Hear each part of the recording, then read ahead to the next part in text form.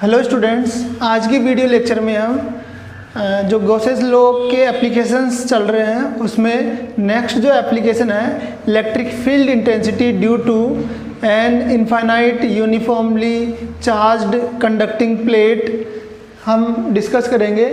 और इसमें जो है पिछले वीडियो लेक्चर में हमने due to non conducting sheet हमने इलेक्ट्रिक फील्ड इंटेंसिटी फाइंड की थी।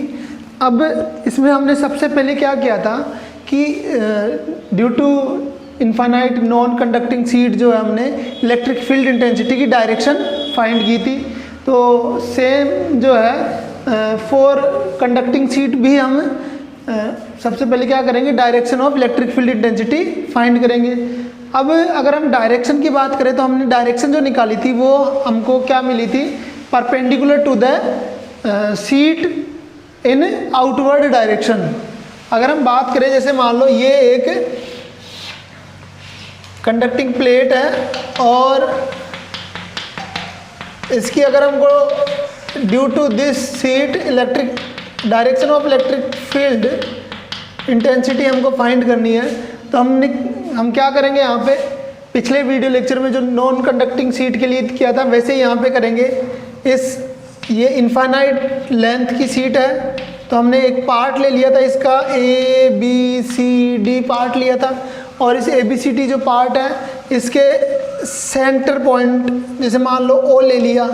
O से हमने both side upper side and lower side दो स्मॉल एलिमेंट लिए थे A1 एंड A2 और इस सेंटर पॉइंट O से हमने इसके परपेंडिकुलर प्लेट के परपेंडिकुलर स्मॉल r डिस्टेंस पे हमने एक पॉइंट P कंसिडर किया था और इस पॉइंट P पे हमने क्या किया था, इलेक्ट्रिक फील्ड इंटेंसिटी फाइंड की थी। तो डायरेक्शन के लिए हमने क्या किया था, जो ये स्मॉल एलिमेंट अपने यहाँ पे लेट किए हैं इनको यहाँ पे पॉइंट P से ज्वाइन करते हैं। अब स्मॉल एलिमेंट जो एरिया है जहाँ पे पॉजिटिवली चार्ज है ये, तो इनकी वजह से जो इलेक्ट्रिक फील्ड इंटेंसिटी की जो डायरेक्शन आई थी हमारे पास वो along A1P and due to A2 along A2P हमारे पास यहाँ पे डायरेक्शन आई थी। स्मॉल एलिमेंट एरिया है तो इनके लिए जो डायरेक्ट इलेक्ट्रिक फील्ड इंटेंसिटी ली थी हमने DE1 vector and DE2 vector consider किया था। अब जो है यहाँ पे दो डिफरेंट डायरेक्शन आ रही है तो उसके लिए हमने क्या किया था कि यहाँ पे एक एंगल थीटा यहाँ पे लेट कर लिया था और बाई सिमिट्री अगर हम बात करें ये जो डिस्टेंस होगी, ध्यान रखना यहाँ पे सेम डिस्टेंस पे है कि अगर ये थीटा है तो बाई सिमेट्री ये भी क्या होगा, थीटा होगा। अब ये वर्टिकल अपोजिट एंगल हो गया तो ये थीटा तो ये भी थीटा, ये भी वर्टिकल अपोजिट एंगल है दोनों, तो ये भी क्या हो जाएगा, थीटा। फिर हमने क्या किया था, इनको रिजोल्व किया था, DE1 वेक्टर और DE2 वेक्टर को क्या किया था, रिजोल्व किया था। तो रिजोल्व करने पर हमारे पास क्या आया था, अगर हम DE1 का हॉरिजॉन्टल कंपोनेंट देखें तो DE1 cos थीटा आया था और वर्टिकल कंपोनेंट क्या था, DE1 sin theta. Similarly DE2 का जो हॉरिजॉन्टल कंपोनेंट आया था वो DE2 cos थीटा और वर्टिकल कंपोनेंट क्या आया था, DE2 sin थीटा। ठीक है ना। तो यहाँ पे क्या होता है, DE1 cos theta, DE1 sin theta और DE2 cos theta and DE2 sin theta, ये हमको यहाँ पे रिजोल्यूशन मिले थे।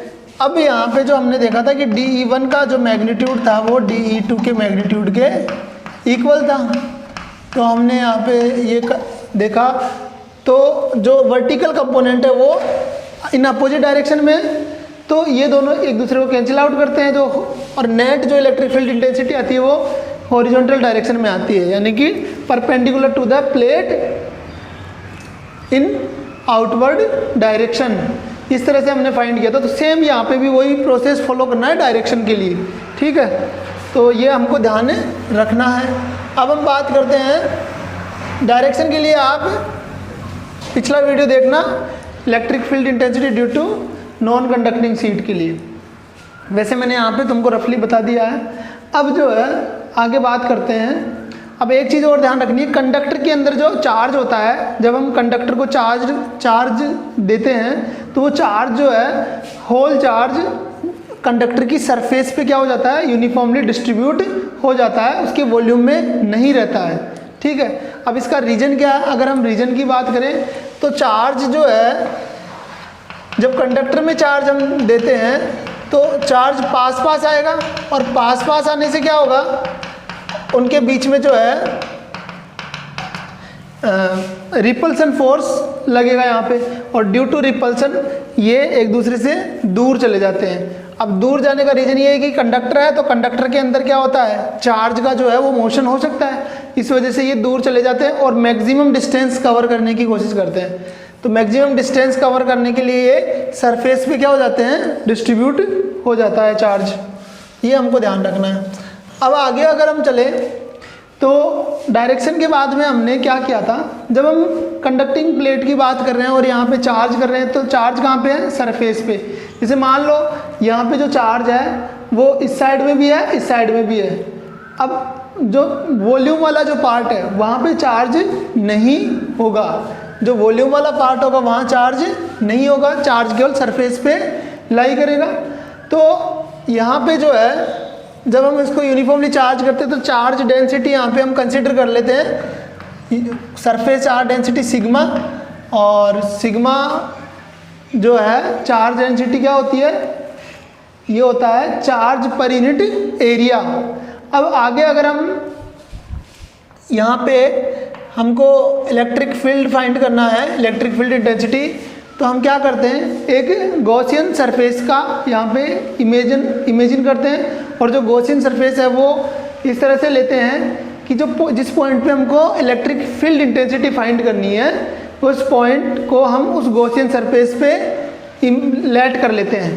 तो जब भी हम प्लेट की बात करते हैं, तो चाहे से वो नॉन कंडक्टिंग हो या कंडक्टिंग प्लेट हो, तो उसके लिए जो गॉसियन सरफेस होता है वो हम एक सिलेंड्रिकल गॉसियन सरफेस को इमेजिन करते हैं। अब यहाँ पे जो सिलेंड्रिकल गॉसियन सरफेस हमने इमेजिन की है, इसको इस तरह से यहाँ पे इमेजिन करते हैं कि इसकी लेंथ तो है स्मॉल r, और इसका जो सर्कुलर एरिया है, क्रॉस सेक्शनल एरिया, उसको हम यहाँ पे लेते हैं, कंसिडर करते हैं s। लेंथ जो है वो लेंगे r और क्रॉस सेक्शनल एरिया क्या लेंगे, s।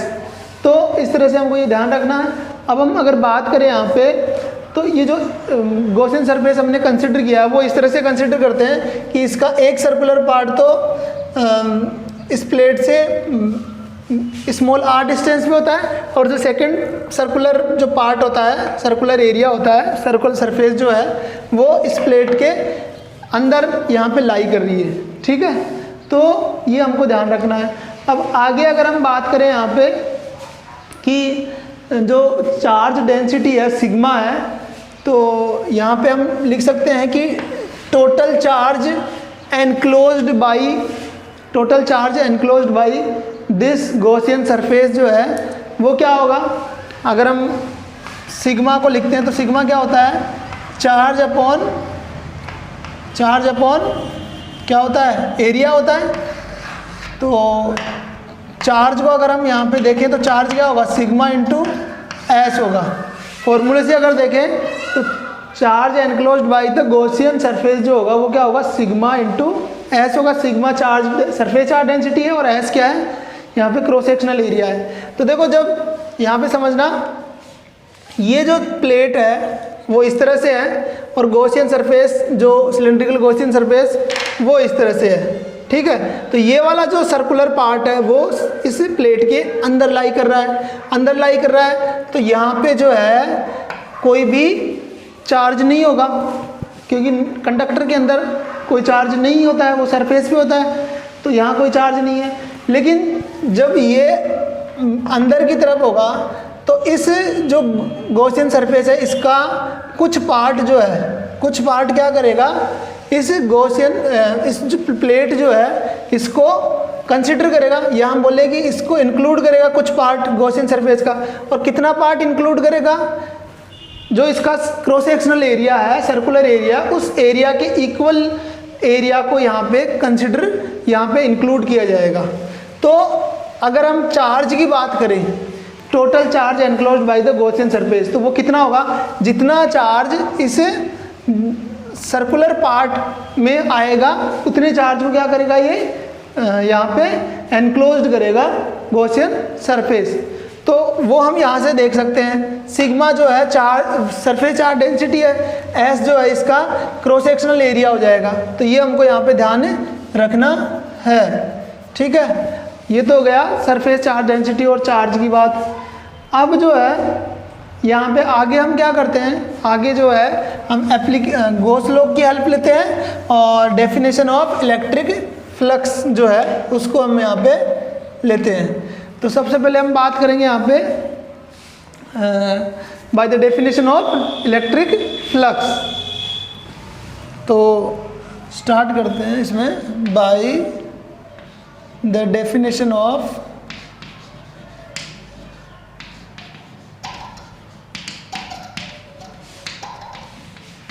Electric flux.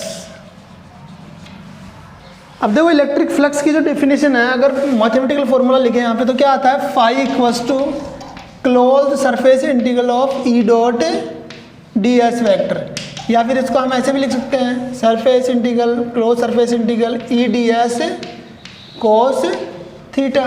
तो यहाँ पे क्लोज्ड जो सिंबल क्लोज के लिए सिंबल लगा रहे हैं अपन क्लोज इंटीग्रल के लिए, वो सर्कुलर पार्ट है, यहाँ पे एक सर्कल यहाँ पे ड्रॉ कर रहे हैं।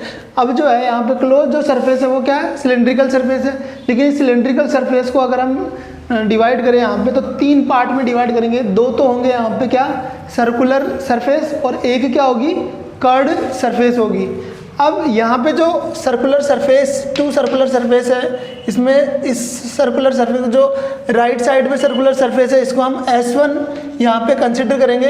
लेफ्ट साइड में जो सर्कुलर सरफेस है उसको S2 कंसिडर करेंगे, और जो कर्व्ड सरफेस है उसको मैंने यहाँ पे क्या लेट कर लिया, S3 सरफेस लेट कर लिया। तो हम यहाँ पे देख सकते हैं कि फाई इक्वल्स टू जो है वो क्या आ रहा है, फॉर S1 सरफेस क्या लिखेंगे, ई D S cos theta plus for S2 surface close integral E D S cos theta plus for S3 surface E D S cos theta. अब S1 सरफेस की बात करें, फॉर S1 सरफेस के लिए अगर हम देखें तो इलेक्ट्रिक फील्ड इंटेंसिटी की डायरेक्शन और ds क्या है यहाँ पे, एरिया वेक्टर की डायरेक्शन देखें तो दोनों सेम है, क्योंकि देखो इलेक्ट्रिक फील्ड इंटेंसिटी की जो डायरेक्शन होती है वो तो परपेंडिकुलर टू द प्लेट होगा। अब पॉजिटिव चार्ज है तो आउटवर्ड डायरेक्शन में होगा, नेगेटिव होता तो इनवर्ड में होता। तो यहाँ पे इलेक्ट्रिक फील्ड इंटेंसिटी की डायरेक्शन तो ये हो जाएगी, साथ में ds वेक्टर क्या है, एरिया वेक्टर। तो एरिया वेक्टर की डायरेक्शन क्या होगी, तो ये सर्कुलर जो पार्ट है वो इस तरह से है, और एरिया वेक्टर जो होता है वो एरिया के परपेंडिकुलर, या हम बोले जो सरफेस होती है उसके परपेंडिकुलर होता है इन आउटवर्ड डायरेक्शन। तो एरिया वेक्टर और ई वेक्टर दोनों की डायरेक्शन सेम है, यानी थीटा क्या है, 0 डिग्री है। तो for S1 surface E vector is parallel to ds vector, तो हम यहाँ पे लिख सकते हैं थीटा क्या है, 0 डिग्री। फिर आता है फॉर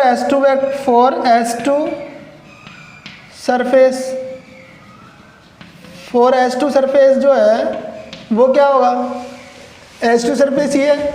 यहाँ पे आप देखोगे तो एरिया वेक्टर की डायरेक्शन इस डायरेक्शन में है, लेकिन जो इलेक्ट्रिक फील्ड इंटेंसिटी जो है वो जो है यहाँ पे 0 है।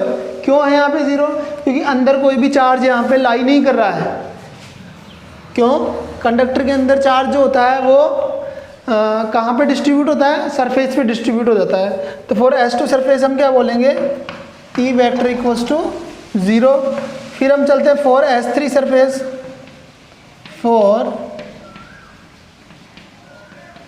सरफेस, तो इसके लिए जो है अगर आप ध्यान से देखोगे तो ई वेक्टर और एरिया वेक्टर ds वेक्टर जो है परपेंडिकुलर है, और परपेंडिकुलर होने का मतलब है थीटा कितना है, 90 डिग्री। आप देख सकते हो कर्व्ड सरफेस ये है, तो इसके परपेंडिकुलर जो होगा वो कहीं पे भी आप इधर करो इधर कहीं पे भी परपेंडिकुलर होगा, लेकिन आउटवर्ड डायरेक्शन में होगा। और इलेक्ट्रिक फील्ड इंटेंसिटी की डायरेक्शन ऐसे है, तो दोनों के बीच में एंगल कितना बनने वाला है, 90 डिग्री बनने वाला है यहाँ पे। तो थीटा क्या हो जाएगा, 90 डिग्री हो जाएगा। यहाँ पे अगर हम वैल्यूज़ को पुट करें तो क्या होगा, फाई इक्वल्स टू क्या आएगा हमारे पास, फॉर S। अब एक चीज़ और है यहाँ पे क्लोज इंटीग्रल कर दिया। अब जो सरफेस है कौन सी, गॉसियन सरफेस जो सिलिंड्रिकल सरफेस है, इसको हमने पार्ट्स में डिवाइड कर लिया। तो यहाँ पे ओपन सिंबल आ जाएगा, यहाँ पे क्लोज नहीं आएगा। क्लोज केवल यहाँ आ रहा है क्योंकि यहाँ पे क्लोज सरफेस इंटीग्रेशन कर रहे हैं। यहाँ पे हमने डिवाइड कर लिया इसको 3 पार्ट्स में, ठीक है। अब हम बात करते हैं यहाँ पे फॉर S1 सरफेस के लिए जो है, for S1 surface theta 0 degree है तो cos 0 आ जाएगा। तो यहाँ पे लिख सकते हैं अपन EDS cos 0 for S1 surface plus EDS, अब यहाँ पे जो E की वैल्यू क्या है 0 है, for S2 surface and for S3 surface EDS cos 90 degree, cos क्या हो जाएगा 90 डिग्री, ये हमको गिवन है यहाँ पे। तो cos 0 की वैल्यू 1 होती है, तो यहाँ पे हमारे पास क्या जाएगा for S1 surface EDS plus ये 0 हो जाएगा, cos 90 की वैल्यू भी 0, तो ये भी क्या हो जाएगा 0 हो जाएगा, दोनों 0 हो जाएंगे। अब जो है इलेक्ट्रिक फील्ड इंटेंसिटी की बात करें तो देखो जो पॉइंट है, जिस पॉइंट पे हमने इलेक्ट्रिक फील्ड इंटेंसिटी हमको फाइंड करनी है, वो पॉइंट क्या होगा, इससे स्मॉल r डिस्टेंस पे होगा, ये हमने देखा था। तो कहाँ होगा वो, इस सरफेस पे कहीं पे लाई कर रहा होगा।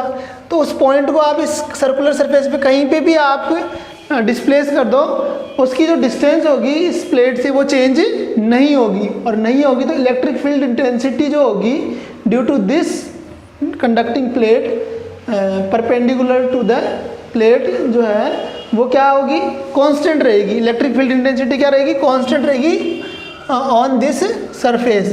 तो हम बोल सकते हैं फाई जो है वो क्या आएगा, ई को बाहर ले लेते हैं, कॉमन ले लेते हैं, S1 ds बाहर, यहाँ पे इंटीग्रेशन साइड से बाहर ले लेते हैं कांस्टेंट को, ठीक है। ये S1 सरफेस के लिए। अब जो है अगर हम इसकी बात करें तो यहाँ पे क्या लिख सकते हैं, देखो phi equals to E into ये जो है integration of ds for S1, ये क्या रिप्रेजेंट कर रहा है, total area of this whole circular surface. तो क्या हो जाएगा, हमने यहाँ पे लेट किया था, कंसिडर किया था S, जो क्रॉस सेक्शनल एरिया वो S लिया था, तो ये हो जाएगा इनटू में S, ठीक है। तो यहाँ पे हमारे पास क्या आ गया, phi equals to E into S, इसको लिख लेते हैं इक्वेशन नंबर फर्स्ट, ठीक। ds जो है वो स्मॉल एलिमेंट एरिया को कंसिडर कर रहा है, यहाँ पे जो हम एलिमेंट एरिया कंसिडर करेंगे उसके एरिया को कंसिडर यहाँ पे बता रहा है ds, ठीक। अब जो है ये तो हो गया by the definition of electric flux. आगे जो हम गॉस लॉ की यहाँ पे हेल्प लेंगे, इसको पॉज करके नोट करो। नेक्स्ट जो है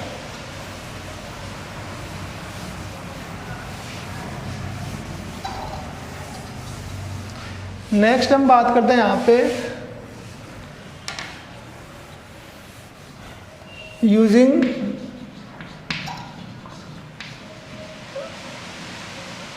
गॉसेस लॉ। तो गॉस लॉ की हेल्प से क्या करेंगे अपन, according to Gauss law total flux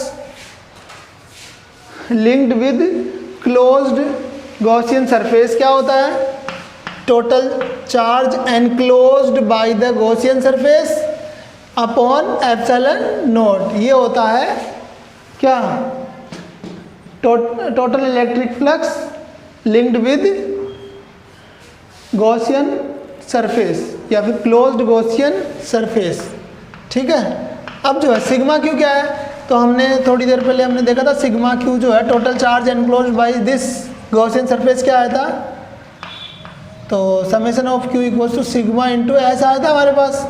इसी वैल्यू को हम यहाँ पुट करेंगे तो यहाँ से हमारे पास फाई कितना आ जाएगा, फाई आ जाएगा sigma S upon epsilon not. इसको इक्वेशन नंबर 2 ले लेते हैं using equation first and second, using equation first and second. अगर आप ध्यान से देखोगे तो फर्स्ट इक्वेशन इलेक्ट्रिक फ्लक्स को रिप्रेजेंट कर रहा है और सेकंड इक्वेशन भी, और ये दोनों ही इस क्लोज्ड सरफेस जो है गॉसियन सरफेस है उसके लिए फ्लक्स है, तो दोनों को इक्वेट करते हैं। इक्वेट करेंगे तो E into S equals to क्या जाएगा, sigma S upon epsilon naught. यहाँ पे आप देखोगे एस से एस कैंसिल हो जाएगा, एस से एस कैंसिल होगा तो E इक्वल्स टू क्या आ जाएगा, सिग्मा अपॉन एप्सिलॉन नॉट आ जाएगा।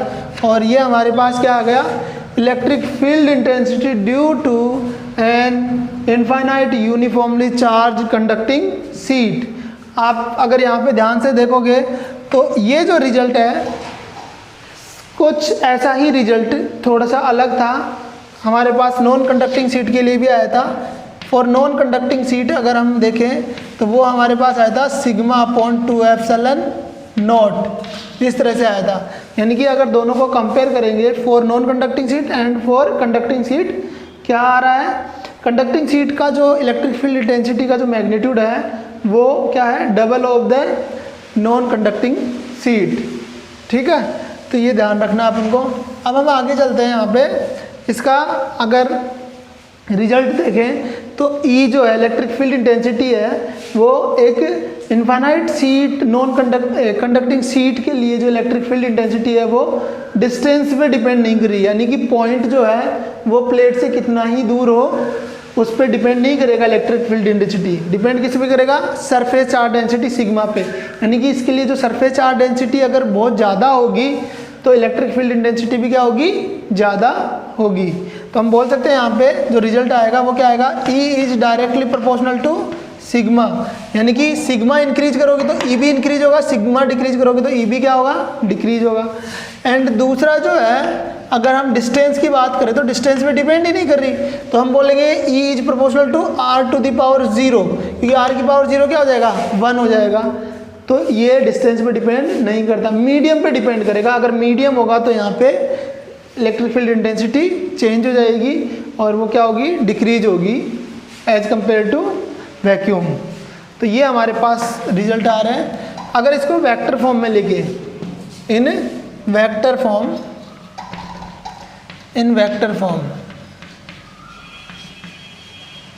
क्या होगा, वेक्टर फॉर्म में हम इसको लिख सकते हैं E vector equals to sigma upon epsilon naught n cap. क्या आ गया हमारे पास, sigma upon epsilon naught n cap. N cap क्या रिप्रेजेंट कर रहा है, n cap is the unit vector which is denoted direction of electric field intensity due to conducting sheet and this direction is perpendicular to the sheet in outward direction for positive charge. अगर यहाँ पे negative charge होता तो ये direction क्या होती, इन inward direction में towards the plate होता, टूवर्ड्स द सीट होता। अब अगर हम यहाँ पे इसका ग्राफिकल रिप्रेजेंटेशन देखें तो ग्राफिकल रिप्रेजेंटेशन क्या होगा, देखो हमारे पास जो रिजल्ट आ रहा है, रिजल्ट से हमारे को ये दो कंडीशन मिल रही हैं। तो ग्राफिकल रिप्रेजेंटेशन में हम यहाँ पे ग्राफ जो बनाएंगे, एक ग्राफ तो किसके बीच बनेगा, E एंड सिग्मा के बीच में, और दूसरा जो ग्राफ बनेगा E और R के बीच में। तो देखो E को सिग्मा इंक्रीज करोगे तो E भी इंक्रीज होगा, तो इसका मतलब है यहाँ पे एक स्ट्रेट लाइन बन जाएगी और यहाँ पे हम बोल सकते हैं E is proportional to sigma. और दूसरा जो ग्राफिकल रिप्रेजेंटेशन होगा वो किसके बीच में बनेगा, between the E vector and E and R। लेकिन E जो है वो R पे डिपेंड नहीं कर रहा, यानी कि एक स्ट्रेट लाइन बनेगी पैरेलल टू डिस्टेंस एक्सिस, इस तरह से।